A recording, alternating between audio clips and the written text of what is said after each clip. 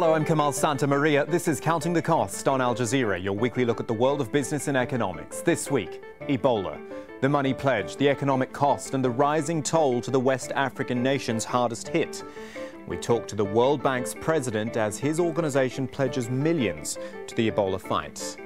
We also find out how Nigeria's richest state has contained the Ebola crisis and speak to the governor of Rivers State about his efforts to create jobs and improve security for those who feel they've been left out of the oil boom. And going supersonic with Concorde mothballed, we take a look at Swiss proposals to slash the flight time from London to New York to less than 2 hours. Hello everyone, it is one of the biggest stories and issues around at the moment, Ebola, and the now global effort to try to contain this deadly outbreak in West Africa. The human toll is already massive, more than 5,000 people infected and almost 3,000 dead, according to the World Health Organization. And with that comes the need for some serious money. This is what we're going to look at. Here's your headline figure, first of all, which the UN says. It needs $1 billion to fight Ebola. And of that, $350 million has been pledged. As for the costs, the World Bank is estimating Ebola would hit the hardest affected nations, that would be Guinea, Liberia and Sierra Leone, to the tune of $800 million plus. And those economies could slash regional growth by 3.6%. And we're talking about economies valued at $13 billion with 21 million people, so it's not insignificant. And of course, what happens if it moves further? Nigeria, Senegal, even bigger countries with perhaps bigger consequences. So we're covering this off from a few angles this week. Later there'll be an interview with the president of the World Bank, Jim Yong Kim. He'll tell us about the bank's efforts to fight Ebola. Also Nigeria, which has managed to contain the virus. We're speaking to the governor of Rivers State in Nigeria. But first, two reports, one from the porous border between Senegal and Guinea, and this one, an exclusive Al Jazeera report from Liberia. Erickson Musa Touré shows us the route he took last month to get to hospital. He was sick and could hardly walk. His friends tried to help him, but he refused, fearing he would infect them with Ebola. I said, don't touch me. I will be able to walk to the hospital. So please, because all of my family has got this sick. I don't know if I have an Ebola. So please don't touch me. So I walk for myself from the residence to the hospital. I took 4 hours. Erickson managed to fight off the virus and recover, but when he came to be discharged, he asked what happened to the rest of his family, who he knew had also been admitted to hospital. He brought the list, the dead list, start to searching one by one. So he told me that all of your family has passed away. So I was discouraged. The virus killed 40 members of Erickson's family. His family had promised him he would go to college this year, but now he's dead. Their household effects, along with documents and money, were burned, considered contaminated by the virus. EDITH KOROMA also survived the virus and counts herself lucky to be alive. We have been living with a happy family, and now one parent is gone. But all the same, I thank God, because most people lost many of their family, but I only lost my dad. Erickson now stays at the house of a friend, also an Ebola survivor from the same village. He says people are afraid of him, even though he has a certificate confirming he is no longer contagious. Well, what happens when they are discharged from the treatment center? There's still a lot of stigma, a lot of rumors, a lot of denial in the communities about the Ebola virus disease outbreak. Erickson still has the family motorbike and would like to get work as a driver, but no one will hire him. He says soon he'll have to park it, as he doesn't have the money for petrol. Gerald Tan, Al Jazeera. Nearly 2,000 kilometers from home, broke and stranded in southern Senegal. Samba Ali is from Guinea. He shares the small hut with Dion Jones from Gambia and 2 others from Burkina Faso. They all came here to make money digging gold. But the Ebola outbreak abruptly brought their work to a halt. We don't have enough money to live. The police don't want us to go down the mine anymore. They are arresting some of our friends who went digging. They are making random checks on us. The UN estimates there are tens of thousands of West African migrants who work in Senegal's informal gold mines. Many of them are now stranded. Authorities fear they could bring the Ebola virus into the country, so they've closed off the border and applied strict restrictions to the trade. Only registered companies compliant with health safety standards are allowed to continue to operate, but few actually meet these requirements. Gold miners in this village believe the government is intentionally pushing them out of business, using the Ebola outbreak as an excuse to close the mines down. Dozens of registered companies, mostly foreign-owned, continue to look for gold. And the authorities say they will allocate more land to them. Well, really, Ebola hasn't, as of today, had a direct impact on our business. Our concerns with it are not just all the health issues, but there's health, safety and management issues with the artisanal mining. But of recent times, the government have made a concerted effort, and we are working with them to make sure they are successful. Last year, the government received close to $23 million in revenue from TERANGA gold, but it receives no revenue from informal mining. SAMBA Ali believes authorities are using Ebola to chase them away. They fear this too will soon be sold off to a big company. So despite the restrictions, they continue to dig. There might be just enough gold to buy a ticket out of here. So there's the human cost for you, outside of, obviously, the horrendous death toll that Ebola has caused. Now the economics of it all, how to combat a rampant disease. Ali Velshi from Al Jazeera America's Real Money program spoke to the president of the World Bank, Jim Yong Kim, in Washington, and asked him whether Ebola was something he thought could be brought under control. Well, to go back to the G20 meeting, the very specific reason I brought it up is because one of the things that the G20 does is to try to help prepare for the major shocks, the major downside risks in the global economy. And the point I made was, Ebola right now looks like a major risk and a major shock for 3 countries. But this could spread if we don't get on top of it. But moreover, pandemic diseases in general, we are not as prepared as we need to be to prevent those kinds of shocks. We just released a study looking at the impact of Ebola, and what we found was that it almost independent of the number of cases, it's the aversion behavior, the closing of the ports, people not showing up for work. It's that kind of behavior that has had the biggest economic impact before SARS, H1N1, that it wasn't the lives lost necessarily, which was a tragedy in those cases. It was the behavior that accompanied it that led to the economic shock. So what we need to do is, first of all, as a doctor, we've got to think about the people who are suffering. That's really important. But it's very powerful if we can say, and not only is it just the right thing to do to think about the people who are suffering, but if you care about the stability of the global economy, we will prepare better next time, and we'll jump on this one so it doesn't spread further. The most recent data that came out is that if we do nothing, if we don't speed up our response, 550,000 cases is possible. Wow. So the good news is that we've pulled in all the stops. What the U.S. did was fantastic. They're going to be focused on building hospital beds and getting very high quality care in place. But what we need to do is get out into the rural areas. And here at the Clinton Global Initiative, it's especially a good place to talk about it because it was with President Clinton that we built those kinds of rural-based, very high-quality healthcare systems in Rwanda. Oh, well, in Rwanda, yeah. in Rwanda with President Clinton, we work with them in many, many areas. But it was President Clinton really who said to us, "I believe in this model of getting great healthcare out to everybody." That's what's needed right now. And the good news is, my colleague Paul Farmer just returned from Liberia. We think we have a path forward where we can get care to people in the cities and care to people in the rural areas. If we can do that, we can fundamentally change the direction of this epidemic. So we say whenever these things threaten, like H1N1, we worry about how our response is not, or even SARS, our response is not right. Are we getting better? Because we seem to have a similar conversation. Now, you understand the intricacies and the nuances of responses to epidemics and pandemics. Are we better than we were with SARS and other similar threats? Well, there are a lot of things that are better. We have better possibility for fundraising. We have better possibility for real treatments. But the thing that's not better is a coordinated global response. I think we have one now.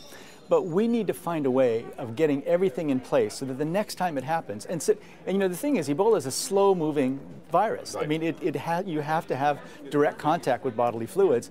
Others, like pandemic flu or bird flu or another SARS coronavirus, This is going to be much, much more quickly moving. And so I think, right now we've got to focus on the immediate response, but we've got to have a conversation, and we've got to think about things like, why don't we have a fund that can disperse billions of dollars very quickly and then have that paid back over time by the rich countries, instead of waiting each time for people to make donations or people to make pledges. We're looking at every different kind of possibility. The other piece that we have to get in place is that these countries did not have the systems that would be able to detect and prevent the spread of these illnesses. We now have to build that in every country in the world. We'd love it if we didn't have to do it we may love to not have to do it from a monetary perspective, but from a humanitarian perspective, and also from the perspective of just protecting everybody in the world. We've got to build these systems. This is good news for the poor, a lot of work, but we can do it. We have those systems, for instance, in the United States. Absolutely. So in fact, the spread of a disease like this can be contained if you have the right systems? With very simple measures. There was an Ebola case in a hospital in the United States, and they didn't know that this person had Ebola. And there was no outbreak at the time, so there was no suspicion of it. But just by using what we call universal precautions, we literally now, in every hospital in the world, in the emergency rooms that are in developed countries, we assume that someone has Ebola unless proven otherwise. So we wear gloves, we avoid contact with bodily fluids, we do all the things that are required to prevent infection. So that patient in the U.S. was treated, did fine, left the hospital. They did make the diagnosis of Ebola eventually, but in any first world hospital, these things can be managed. And the great news is we can do that in even poor villages in Liberia, Sierra Leone, and Guinea. I don't think we had that aspiration early enough, but we've got it now and we're going to make it happen. How do you sit with a group of bankers and finance ministers and convince them that the economies of these three countries, even if they were to suffer dramatically, wouldn't make a difference to the rest of the world? When we talk about the economic impact of Ebola, what is the case for that? So we've looked at all the numbers, and just for these three countries, they've already lost over 300 million, and for three relatively small economies, it's a huge burden. But again, the key is it's not necessarily the number of cases, it's the aversion behavior around it that causes huge economic impact. Now, if we don't get on top of this and actually stop the epidemic and it spreads to 15, 20 countries, spreads even beyond the borders of Africa, then we're talking about billions and billions of dollars of impact. And still ahead on Counting the Cost, Concorde Mark II. Will the likes of you and I get a chance to travel faster than the speed of sound? Maybe. Later we'll look at Switzerland's plans for supersonic travel.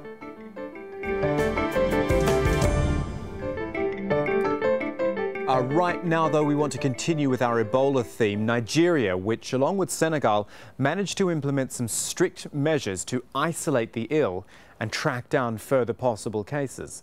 We're concentrating on Rivers State and the capital Port Harcourt, where more than 400 people who had contact with Ebola had been under surveillance and most have been released. Rivers State is the richest in Nigeria, home to the nation's oil industry, and accounts for 50% of the country's oil revenue, as well as 95% of natural gas reserves. Of course, with oil, it's faced security challenges, as many locals feel they haven't benefited from the black gold. And we're going to discuss all of that now with the Governor of Rivers State, Chubuike Rotimi Amaechi, who's joining us from Abuja. Governor, we thank you for your time. Let's start with Ebola. Nigeria largely Ebola-free, but vigilancy is the key, isn't it? Because you're going to need funds to make sure it doesn't come back. Basically, in fact, when you look at the case of Sierra Leone and Liberia and Guinea, essentially it has to do with funding. Because I think that what Nigeria should have done to be able to combat Ebola in Nigeria is not allow Ebola expand its territory as it's done in Guinea, Liberia, and Sierra Leone. Basically, these countries in West Africa have one thing or the other to do in Nigeria, and Nigerians also visit these countries. So we should have been able to assist Guinea, Liberia, and Sierra Leone to combat Ebola in those countries. And what they need will be personnel, is essential. And to have personnel, you have to encourage them by the amount of money you pay them per day. And then you also have to ensure that you provide the necessary drugs to treat the symptoms of Ebola when they present themselves on the patients. And you need to do an insurance scheme for the personnel, and all this costs money. And that's exactly what we did in Rivers State, that we had to look for money and provided the money for the personnel. And do you feel the required amounts of money are actually coming in from international donors as well. You know, we talked about the United Nations, which put out this headline figure of needing $1 billion. Do you feel that enough is actually coming in and that the international community is appreciating how serious this situation is? I don't think that people are, well, maybe you will say that in the area of Liberia, Sierra Leone and Guinea, they may not have enough money, but I think that we need to, either the AU or ECOWAS or UN or the international community need to bring enough resources, because without those resources you can't combat Ebola. No doctor will volunteer to come and take the risk if there is no, not necessarily an inducement, but something you call an encouragement, because they are taking a risk. Any mistake they make in the process, they will contract Ebola. The other thing to say is that they need to be fed regularly, and you need to rehydrate them, and all that costs a lot of money. So basically, what is apart from the medical necessities that you need, the essential tool to combating Ebola will be funds, and I'm not seeing that coming from the national government. Okay, Gunman, let's move on to some other topics while I've got you here. I want to know a little bit more about Rivers State, actually. It is obviously where the oil is, and I wonder, because everywhere in the world we hear about the need to diversify away from oil, making sure something's in place to support an economy without oil. Is that happening in Rivers State? Are you diversifying away? We've gone a long way to do the diversification of the economy of Rivers State. Our focus was on education and agriculture. We believe that agriculture will do mass employment for the unskilled labor. So we went into banana farming, we went into mixed cropping and training of farmers in our Songhai farm. And then now we are also trying to go into another mixed cropping with an Israeli firm called LR. And that there you have cocoa farming, pineapple, and at the same time we are dealing with the issue of the agribusiness part of it, which has to do with processing. The problem with Nigerian economy is planning. There's lack of planning, and the fact that if we plan, then we should know that key to industrial development is essentially power. And the president had promised that by 2013 there would have been power supply all over Nigeria, that Nigerians would be jubilating on the street and praising him. So he's running an election for a second term without fulfillment of any of those promises. He has again promised that by October we will see the end of Boko Haram, and we'll be glad if that happens. I hope it doesn't turn out to be like the transformation of power, where we do not also have power. Okay, let's move on to the issue of security, because you started to mention that. You talked about Boko Haram, you talked about, or we could talk about oil theft, and that was something we actually did on this show a few weeks ago. You could throw the group MEND in there as well. All these security issues which do exist in Nigeria, and it can't be making life easy. Well, I think the problem is that nobody's listening to some of us who have been talking for some years now. We've said that you can't address security without addressing poverty. You certainly cannot address that. No matter how much policemen or military men you line up in Northeast, the crime will continue to fester. It will not abate. What will abate insecurity will be that government is able to invest in things that create wealth. The German economy is run by mostly SMEs, and that they don't rely on natural resources. Here, we're so lazy that all we do is go dig out our area tomorrow morning and share the money and go about not doing the right things. Basically, I believe that for you to deal with the issue of Boko Haram, for you to deal with the issue of insecurity in the south, like kidnapping and all that, and you have to first and foremost be sincere. The sincerity is that the federal government is participating in the grooming of criminals in the south because they want to use them for election. I have told the government when I became governor in 2007 that if government is not able to provide legitimate means of livelihood, the citizens themselves will provide for themselves illegitimate means of livelihood, and each of them is an economy. There's an economy for armed robbery, there's an economy for kidnapping, there's an economy for even Boko Haram. Boko Haram is running an economy of its own. People are paid salaries to be able to carry guns against the nation, and that's an economy. So if you look at what the current society will define as law in Nigeria, is what the rich men define as law. So if rich men steal money from an NPC or those at the federal level steal money from an NPC is not illegal, because it is the rich men that have stolen. But if a poor man goes to a rich man's house and takes away his television, then he's called a criminal, because the law they have put in place defines it as criminal, as crime rather. They don't see it as the redistribution of wealth. If the rich wants to sleep well at night, because now you have in Nigeria you have gates, fences, all sorts of things, illegal weapons, both in the hands of the rich and the hands of the poor, and all that. All that is because the rich is not able to sleep well in Nigeria because of poverty. Sounds to me, Governor, like people need jobs. You know, and this is a problem which is replicated all over the world, isn't it? The fact that tackling unemployment is a huge issue everywhere. Again, I'd like to know what has happened in Rivers State, what needs to be done in Nigeria to combat unemployment. I had told you earlier that what we've done in Rivers State is to focus on agriculture, because it will give you mass employment of the unskilled labor, which is predominantly where you see this high level of crime in the society.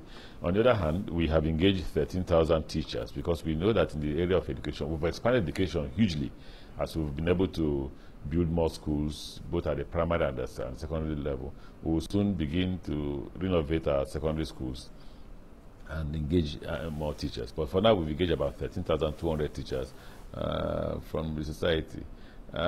We believe that education is key to create the creation of employment. We think that the key to the creation of employment in Nigeria and anywhere else is power. And earlier we focused on that. They privatized power. They said that was the key to having power in Nigeria. They privatized power, and there's no power. And it bothers me that those who have sat down to the stealing of resources that would have been able to give us power. Imagine that the fact that $20 billion was missing in Nigeria. Imagine how much $20 billion will create, how much power it will be able to create in Nigeria. So basically, unemployment in Nigeria is created by the inability of the federal government to check themselves and the excesses of the ruling class from stealing the available resources that Nigerians will have used to create wealth. Governor Chubuike Rotimi Amaechi from Nigeria's Rivers State, we thank you very much for your time indeed. God bless you. Thank you very much. Now finally, I don't know about you, but I always wanted to fly on Concorde. It was just the ultimate in air travel, wasn't it? London to New York in 3.5 hours, the height of speed and luxury at the time. Of course, that time has now passed, but a Swiss company is trying to revive the idea of supersonic travel and, in fact, make it even faster. Our technology reporter Tarek Bazley visited their headquarters in Payerne, Switzerland. What we're seeing here is the pressure field along the surface of the space vehicle. Julien de Millionnaire is one of a new generation of aerospace engineers, and this is his baby, the Swiss Space Systems SOAR rocket plane. These images are so commercially sensitive, each and every shot we've used has been vetted. The company wants to avoid giving competitors any clues. The whole idea of the simulation here is to make sure that we're going the right way, we don't hit the tail or anything like this. Their spaceplane is currently being tested in a wind tunnel and will undergo drop tests later this year. What sets this company apart from some of the other major players is what they intend to launch from this shuttle here. They're going to focus their main business on the growing demand for the launch of small satellites. Unlike most previous designs, which rely on rockets, this spacecraft is launched on the back of a modified Airbus aircraft. Once clear, its own engines take it higher to an altitude from which small satellites can be launched into orbit. Once proven, S3 says the technology could also be used for passenger flights. You take off on the normal runway, you go to 10 kilometers, like another passenger.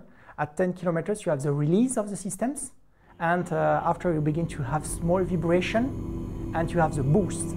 For 200 seconds, you have a big boost to go at 100 kilometers of altitude.